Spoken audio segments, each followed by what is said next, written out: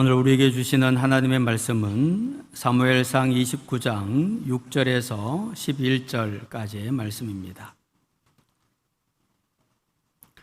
사무엘상 29장 6절에서 11절까지의 말씀은 구약성경 458면에 있습니다. 사무엘상 29장 6절에서 11절의 말씀 우리 한 절씩 교독해서 봉독하도록 하겠습니다. 아기스가 다윗을 불러 그에게 이르되 여호와께서 살아계심을 두고 맹세하노니 내가 정직하여 내게 온 날부터 오늘까지 내게 악이 있음을 보지 못하였으니 나와 함께 진중에 출입하는 것이 내 생각에는 좋으나 수령들이 너를 좋아하지 아니하니 그러므로 이제 너는 평안히 돌아가서 블레셋 사람들의 수령들에게 거슬러 보이게 하지 말라 하니라. 다윗이 아기스에게 이르되 내가 무엇을 하였나이까? 내가 당신 앞에 오늘까지 있는 동안에 당신이 종에게서 무엇을 보셨기에 내가 가서 내 주 왕의 원수와 싸우지 못하게 하시나이까 하니 아기스가 다윗에게 대답하여 이르되 내가 내 목적 하나님의 전령같이 선한 것을 내가 아나 블레셋 사람들의 방백들은 말하기를 그가 우리와 함께 전장에 올라가지 못하리라 하니 그런즉 너는 너와 함께 온 내 주의 신하들과 더불어 새벽에 일어나라.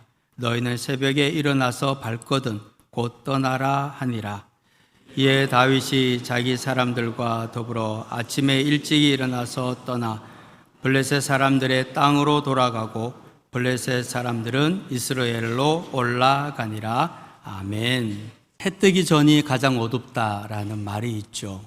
사실 과학적으로는 맞지 않는 이야기입니다만은 우리 인생을 생각을 해보면 정말 그런 경우가 많다 이런 생각이 듭니다.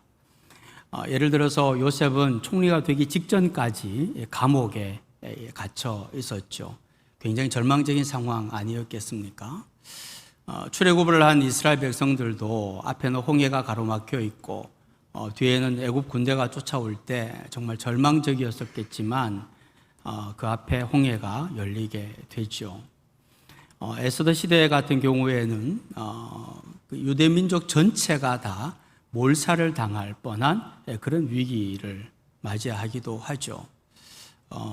어려움을 당할 때 고난이 최고조에 이를 때 좌절을 하지 않거나 낙심하지 않는 것 굉장히 어려운 일이다 이런 생각이 듭니다.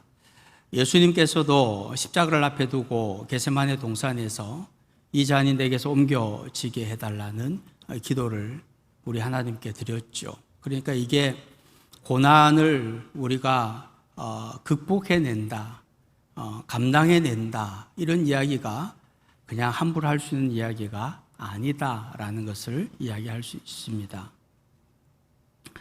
다윗이 사울에게 쫓겨서 망명 생활을 한 지가 8년이 넘어섰습니다.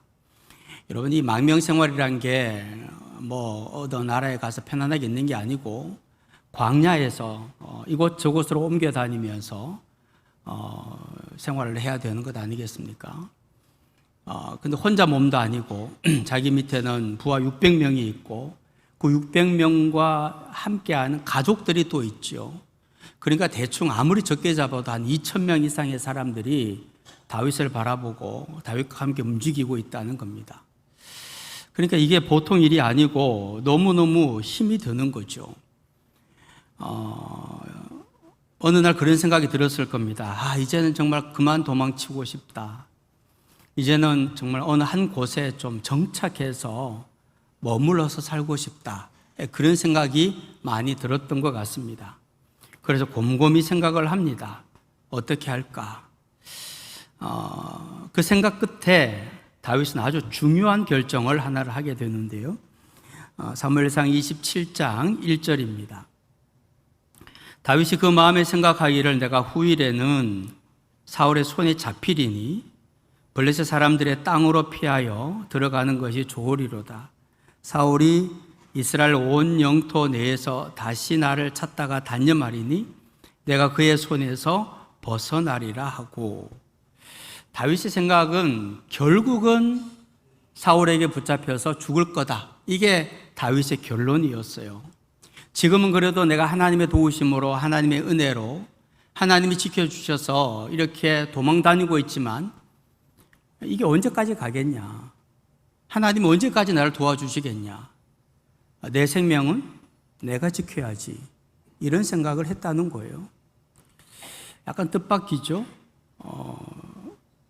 우리가 1절 말씀 읽은 것처럼 그 마음에 생각하기를 이렇게 돼 있어요. 다윗은 생각을 한 거예요. 생각을 하고 어떤 결정을 했냐 하면 더 이상 사울이 자기를 쫓아올 수 없도록 블레셋에 항복하고 투항해서 그곳에 망명해서 살아야겠다. 이런 결정을 하게 되었다는 겁니다. 언제 끝날지 모르는 상황에서 하나님의 도우심만 늘 기대하며 살아가는 것은 어리석은 일이다. 이제는 내 생명은 내가 지키고 내가 살 길 내가 찾아야겠다. 그렇게 결정을 한 겁니다. 그리고 다윗이 한 가지 오해한 것이 있는데요. 아까 그 1절 말씀해 보면 내가 그의 손에서 벗어나리라 이렇게 되어 있죠. 물론 사울이 계속해서 공격을 하죠. 그러나 그럼에도 불구하고 다윗이 한 번도 사울의 손아귀에 들어간 적이 없었죠. 항상 하나님이 지켜주셨죠. 도와주셨죠. 오히려 다윗이 사울을 잡을 수 있는 기회가 있었지만 다윗이 포기를 하죠. 한 번도 사울의 손에 잡힌 적이 없었는데 다윗은 지금 자신이 사울의 손 안에 있다. 그렇게 말을 하고 있다는 겁니다. 왜 이럴까? 다른 이유가 아닙니다. 도망 다니는 세월이 너무 길어서 그런 거예요. 지치고 피곤하고 이제는 좀 그만했으면 좋겠다. 이제는 좀 정착했으면 좋겠다. 그런 생각이 가득한 거죠. 하나님 앞에 기도를 안 했겠습니까? 많이 했겠죠. 많이 했음에도 불구하고 사울에게 쫓겨다니는 그 삶은 여전히 계속되고 있을 때 기도해도 그다지 소용이 없고 언제까지 하나님이 나를 돌봐주실 것 같지도 않고 이제는 내 살 길을 내가 찾아야겠고 이런 생각이 들었다는 겁니다. 다윗답지 않죠. 다윗도 별 수 없다 이런 생각이 듭니다. 그런데 다윗이 별 수 없는 게 얼마나 고마운지 몰라요. 왜냐하면 그래야 다윗의 이야기가 내 이야기가 되니까. 다윗의 이런 모습이 우리에게 너무 많이 있지 않습니까? 다윗은 결국 자신의 생각대로 블레셋 왕 아기스에게 투항을 하게 됩니다. 혼자 간 것이 아니고 자신을 따르던 아둘람 공동체 600명의 사람들을 다 데리고 그렇게 들어가게 됩니다. 여러분, 그러면 이제부터 어떤 일이 벌어질 것 같아요? 좋은 일이 벌어질까요? 안 좋은 일이 벌어질까요? 좋은 일이 벌어집니다. 아기스에게 가서 투항하고 아둘람 공동체를 다 데리고 갔는데 아기스 왕이 너무나도 호의적으로 대하는 겁니다. 잘 왔다 잘 왔다 그러면서 너무 기쁘게 맞이를 해주는 겁니다. 그리고 다윗이 블레셋에 들어갔다는 그 소식을 사울 왕이 듣게 되었는데 그 소식을 듣고는 사울 왕이 더 이상 다윗을 쫓는 것을 멈추는 겁니다. 게다가 아기스 왕이, 블레셋 왕이 다윗과 그 공동체를 위해서 시글락이라는 한 성읍을 줘요. 통째로 줍니다. 그리고 너희들 여기서 마음 편하게 너희들끼리 잘 살아라. 그렇게 허락을 해주는 거예요. 다윗은 어떤 생각을 했습니까? 내가 블레셋에 가면 틀림없이 사울이 더 이상 나를 안 쫓을 거야. 정말 그렇게 됐어요. 그리고 아기스 왕이 호의를 베품으로 인해서 더 이상 떠돌아다니지 않아도 되는 한 성읍에 정착할 수 있는 그런 너무도 좋은 기회를 얻게 된 거죠. 자기 생각대로 다 됐다는 겁니다. 어떤 생각을 했을까요? 맞아. 역시 내가 생각한 게 맞았어. 그렇게 떠돌아다니는 것, 하나님 의지하고 떠돌아다니는 것 아니었어. 이런 생각을 하게 된 거죠. 그러면서 그때부터 자신의 생각과 판단을 많이 의지합니다. 성읍에 살아도 아둘람 공동체를 먹여 살려야 될 거 아닙니까? 갑자기 어떻게 먹여 살리겠어요? 떠돌아다니면서 약탈을 합니다. 주로 블레셋의 작은 마을들을 돌아다니면서 약탈을 합니다. 그리고 약탈을 해서 얻은 것을 가지고 아둘람 공동체도 사용을 했지만 아기스 왕, 블레셋 왕에게 가서 전합니다. 그리고 우리가 이렇게 이스라엘 땅을 공격을 해서 이렇게 얻었습니다. 거짓말을 하는 거죠. 그렇게 아기스 왕을 속이죠. 그런데 그 소문이 날 거 아니에요. 그래서 만약에 어떤 마을을 약탈을 했는데 블레셋 마을인데 다윗은 이스라엘 마을을 침공을 했다고 하고, 그러면 나중에 여기 살아있는 사람이 아기스 왕에게 고하면 거짓말인 게 들통이 날 거 아닙니까? 그래서 다윗이 어떤 일을 했냐면 마을을 약탈을 하면 그 마을 사람 전부를 다 학살을 했습니다. 거짓말하죠? 약탈하죠? 학살하죠? 이게 다윗인가? 이런 생각 들지 않습니까? 다윗이 그랬나? 성경은 분명하게 그랬다라고 말씀하고 있습니다. 물론 생존을 위해서 어쩔 수 없었다라고 말을 할 수도 있겠지만, 여러분, 이 일은 하나님이 결코 원하시는 일이 아니었고, 이 일은 하나님을 배신하는 행위였습니다. 그렇게 살아가고 있는데 결정적인 위기가 닥치게 됩니다. 블레셋과 이스라엘 사이에 전쟁이 이제 일어난 거예요. 블레셋이 먼저 침공을 한 거죠. 그런데 이 블레셋 왕 아기스가 침공을 하기 전에 군대를 모아놓고 다윗을 부릅니다. 너도 이스라엘이 적이니까 너도 이 전쟁에 합류해라. 너뿐만 아니라 600명의 용사들 다 데리고 와서 이 전쟁에서 공을 세워라. 이렇게 요구를 하는 거죠. 만약에 여기서 난 못합니다. 그러면 어떻게 되겠어요? 그동안 자신이 이스라엘에 있는 마을들을 침공해서 빼앗은 것이 아니라 블레셋에 있는 마을들을 침공해서 빼앗은 것이 다 들통이 날 거 아닙니까? 그러니까 말을 못하는 거예요. 어떻게 해야 될지 모르는 거예요. 성경을 보면 얼분물입니다. 이제 만약에 그대로 일이 진행이 되면 다윗과 그 아둘람 공동체 600명의 용사들은 자기의 형제 자매를 동족 상잔을 하는 그런 비극을 맛보게 될 수밖에 없는 상황이 됐어요. 큰일 났죠. 다윗은 어떻게 여기서 자기가 취할 수 있는 게 아무것도 없어요. 그런데 참 놀라운 일이 벌어졌어요. 블레셋의 방백들, 다시 말하면 블레셋의 여러 도시국가들이 있는데 도시국가들의 지도자들을 의미합니다. 이 사람들이 함께 모여서 다윗과 그 공동체가 함께 전쟁을 치러 간다는 이야기를 듣고 결사반대를 하는 거예요. 아니, 저 사람들을 어떻게 믿고 이 전쟁에 참여시킨단 말입니까? 만약에 막상 전쟁터에 들어갔는데 거기에서 우리를 향하여 칼을 겨누면 어떻게 됩니까? 안 됩니다. 정말 결사반대를 하는 거예요. 아기스 왕이 못 이기죠. 그래서 어쩔 수 없이 아기스 왕이 다윗에게 집으로 돌아가라, 그렇게 명령을 합니다. 정말 가슴을 쓸어내릴 수밖에 없는 그런 상황이었죠. 큰 고비를 넘겼다라고 생각을 하고 600명을 데리고 다윗이 시글락으로 돌아옵니다. 그들이 거주하고 있는 곳이잖아요. 근데 시글락에 와보니까 입에 딱 벌어지는 거예요. 왜냐하면 마을 전체가 다 불타고 있는 거예요. 그리고 남겨두었던 자기의 가족들, 아내, 자녀들 하나도 없는 거예요. 어떻게 된 건지 알아보니까 아말렉이 와서 공격을 해서 마을을 다 불태우고 가족들을 다 데리고 갔다는 거예요. 아말렉은 다윗이 약탈을 하고 학살을 하던 그때 침공을 했던 마을 중에 하나였습니다. 복수를 하는 거죠. 그 모습을 보고 다윗과 600명의 사람들이 그 자리에 엎드려서 통곡을 합니다. 얼마나 마음이 힘들었겠어요. 근데 한참 통곡을 하던 그 600명의 사람들이 일어나서 다윗에게 돌을 듭니다.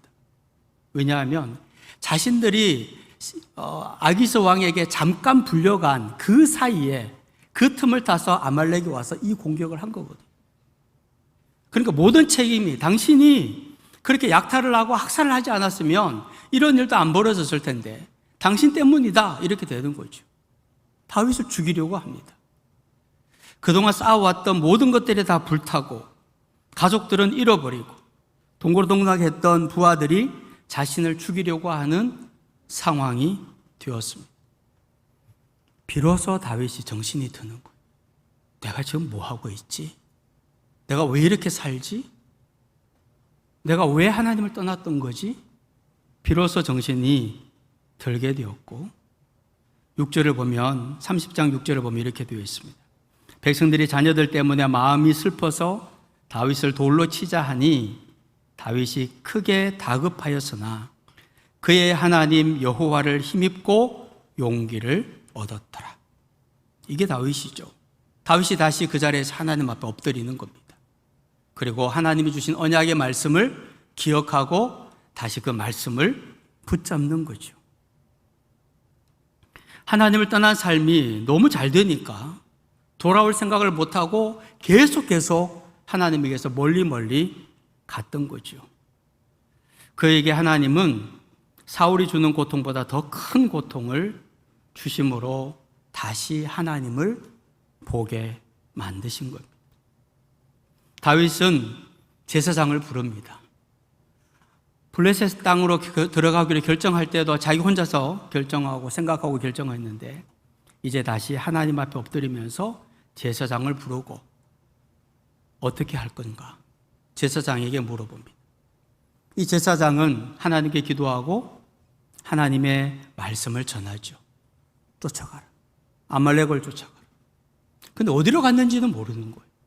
막 무작정 나왔는데 어디로 가야 할지 모르는데 한 애굽 사람을 만나게 됩니다. 이 사람이 누군가 하면 아말렉 사람들의 종이었는데 병이 들었기 때문에 그냥 그 사람들 버려버린 거예요. 길에다가.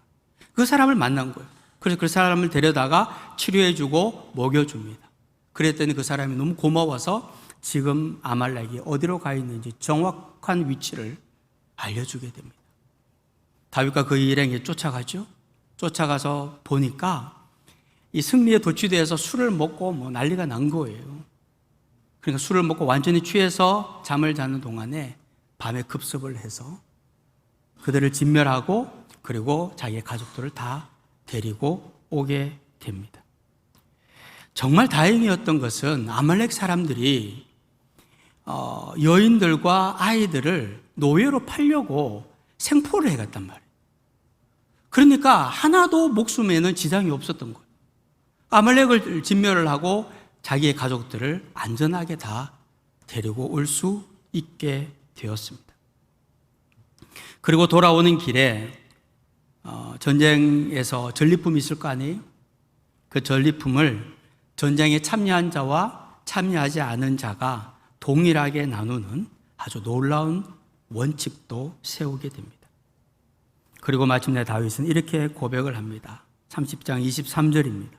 다윗이 이르되 나의 형제들아 여호와께서 우리를 보호하시고 우리를 치러 온 그 군대를 우리 손에 넘기셨은즉 그가 우리에게 주신 것을 너희가 이같이 못하리라. 이 녹색 글씨를 보면 이 다윗이 다시 돌아왔구나 하는 것을 우리가 알 수 있죠. 사랑하는 성도 여러분, 이 모든 일들이 진행되는 것을 보면 지금 다윗은요 정상이 아니에요. 믿음이 없는 사람이었어요. 학살까지 하는 사람이었어요. 그런데 어떻게 이렇게 선한 결과를 가져오게 됐나? 그것은 결국 하나님이 하신 거죠. 하나님의 보이지 않는 큰 손이 함께해 주신 것입니다. 비록 다윗은 하나님을 떠나서 블레셋으로 갔지만 심지어 거짓말과 약탈과 학살까지 저지르는 그런 죄를 지었지만 다윗이 이스라엘 전쟁에 참여하지 않게 된 것은 전적인 하나님의 도우심이었죠. 우연히 애굽 종을 만나게 된 것도 하나님의 도우심이었죠. 그리고 가족을 아무런 상처 없이 되찾은 것도 하나님의 도우심이었고 공동체 안에서 공평한 분배 원칙을 잘 세운 것도 하나님의 은혜였습니다. 하나님의 모습은 사실 성경에 나타나지 않아요. 읽어보면 하나님이란 이름이 안 보여요. 그런데 가만히 들여다보면 전부 다 하나님의 보이지 않는 능력의 손, 은혜의 손이 역사하고 계신다는 것을 우리가 알게 됩니다. 하나님은 다윗이 사울에게 쫓겨서 궁지에 몰려 있을 때도, 그리고 심지어 하나님을 떠나서 블레셋 시글락 땅에 있을 때도 함께해 주셨습니다. 하나님은 다윗이 어디에 있든지 함께 하셨습니다. 변함없이.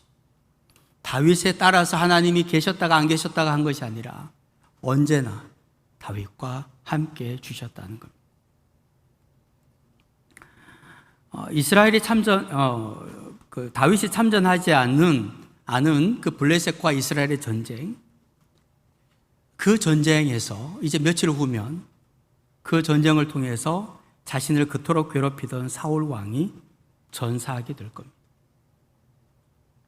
그리고 얼마 지나지 않으면 다윗이 이스라엘의 왕이 되겠죠. 다윗의 고난이 이제 거의 끝자락에 와 있는 겁니다. 지긋지긋한 망명 생활이 끝이 나고 다윗은 왕이 될 겁니다. 물론 다윗은 이 사실을 전혀 알지 못합니다. 고전 경제학자 아담 스미스는 국부론에서 보이지 않는 손에 대한 이야기를 했죠. 우리 학교에서 배운 적이 있습니다. 그러나 이 사회를 이끌어가는 것은 이기심에 의해서 작동되는 보이지 않는 손이 아닙니다. 이 사회가 움직여가는 것은 보이지 않지만 사랑이 많으신, 우리를 위해서 모든 것을 다 주시는 하나님의 손이 이 세상을 움직여가고 있다는 사실입니다. 하나님의 큰 손이 우리의 삶을 오늘 또 인도하고 계시는 거죠. 사랑하는 성도 여러분, 저는 하나님의 큰 손을 믿습니다. 여러분도 믿으셨으면 좋겠어요. 내 눈에 안 보이기 때문에 없는 것 같고, 하나님이 역사하지 않은 것 같고, 내가 원하는 때에 하나님이 이루어주지 않으시니까 하나님의 큰 손이 없는 것 같아도요, 하나님의 큰 손은 분명히 있고 하나님은 오늘도 우리 가운데 역사하실 것입니다. 이 고백이 저만의 고백이 아니라 우리 모두의 고백이 되기를 원하는데, 우리 여기에 떠 있는 글 우리 같이 한번 읽어보겠습니다. 나는 하나님의 큰 손을 믿습니다. 한 번 더 읽어봅시다. 나는 하나님의 큰 손을 믿습니다. 아멘. 비록 보이지 않으나 하나님의 큰 손이 내 삶을 인도하실 것이고요, 하나님의 큰 손이 내가 알지 못하는 방법으로, 내가 인식조차 하지도 못하는 사이에 우리의 삶을 인도하실 것입니다. 오늘 우리는 광복주일로 예배를 드립니다. 광복된 지, 해방된 지 81주년이 되었습니다. 일제강점기 35년은 우리나라 역사에서 정말 힘들고 어려운 시간들이었죠. 특별히 해방 직전의 식민 통치는 정말 극에 달했다고 합니다. 무차별적으로 징병하고 징용했고요, 쌀과 생활 필수품은 전쟁 물자로 다 조달되었죠. 집에 솥 지나만하지 않았고, 놋그릇도 다 가져갔잖아요, 총알 맞는다고.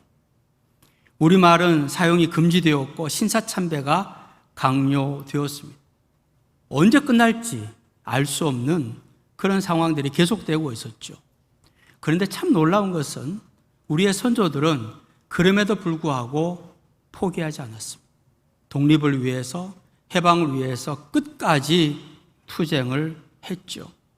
우리의 믿음의 선배들은 우리나라의 독립을 위해서 열심으로 기도하셨습니다. 그 기도와 그 투쟁 위에 보이지 않는 하나님의 큰 손이 역사하셨고 마침내 해방의 날이 오게 되었던 거죠. 아우슈비츠 수용소에서 포로로 잡혀있던 유대인들이 부르는 노래가 있었다고 합니다. 아니마민이라는 노래인데요, 이건 히브리어로 나는 믿는다라는 뜻입니다. 내용은 이런 겁니다. 나는 믿는다. 나의 메시아가 나를 돕기 위해 반드시 나를 찾아오리라는 사실을. 이 노래를 부르면서 반드시 메시아가 올 거야, 그렇게 믿음을 다짐했다는 거죠. 그런데 그날이 언제인지 알 수가 없었습니다. 그리고 자신의 동료들이 독가스실로 불려가서 비참하게 죽어가는 모습을 보면서 유대인들은 다음 구절을 넣어서 부르기 시작했습니다. 그런데 때때로 그 메시아는 너무 늦게 오신다. 여러분, 이게 우리의 고백이지 않습니까? 하나님이 우리가 원하시는 대로 정말 잘 안 해주시잖아요. 이때 반드시 되어야 하는데 하나님은 그 시기를 맞춰주신 적이 별로 없는 것 같아요. 너무나도 간절히 기도하는데 하나님은 너무 늦게 응답을 하신다는 겁니다. 그런데 이런 노래를 듣던 그 수용소 안에 있던 한 유대인은 이렇게 바꾸어서 노래를 불렀다고 합니다. 나는 믿는다. 나의 메시아가 나를 돕기 위해 반드시 나를 찾아오리라는 사실. 그런데 사람들은 너무 서두른다. 사람들은 너무 서둘러 믿음을 포기한다. 우리는 모르죠. 내가 지금 고난의 시작 속에 있는지, 고난의 중간점에 있는지, 아니면 고난의 끝자락에 있는지 우리는 알지를 못합니다. 그래서 답답하죠. 그래서 우리는 자꾸 서두릅니다. 서두르다가 가장 먼저 포기하는 것이 바로 믿음이라는 거예요. 믿음부터 포기하는 거예요. 하나님이 안 도와주시나 보다. 하나님의 은혜가 없나 보다. 하나님이 나를 버리셨나 보다. 믿음부터 포기해 버리고 만다는 겁니다. 여러분, 괜찮습니다. 다윗도 그랬으니까요.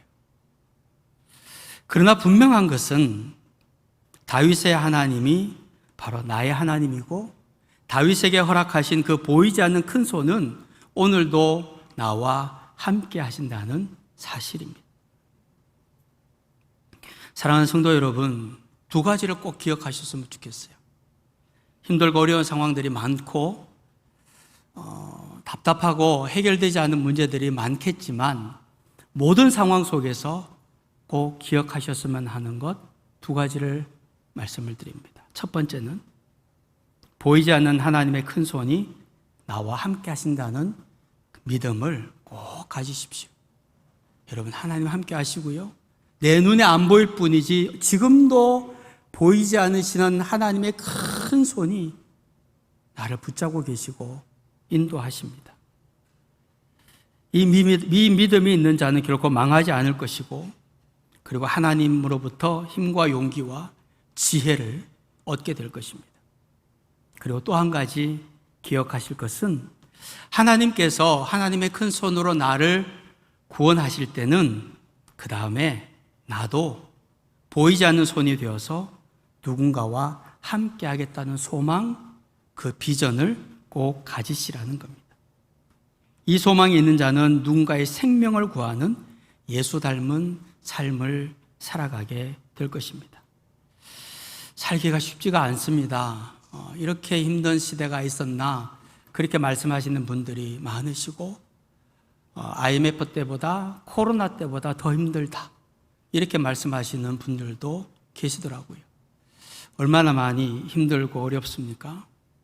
우리는 지금 어려움 속에 있고 언제 고난이 끝날지 알지 못하는 상황 속에 있습니다. 그러나 분명한 것은 오늘도 다윗과 함께 하신 보이지 않는 하나님의 큰 손이 나와 함께 하신다는 사실입니다.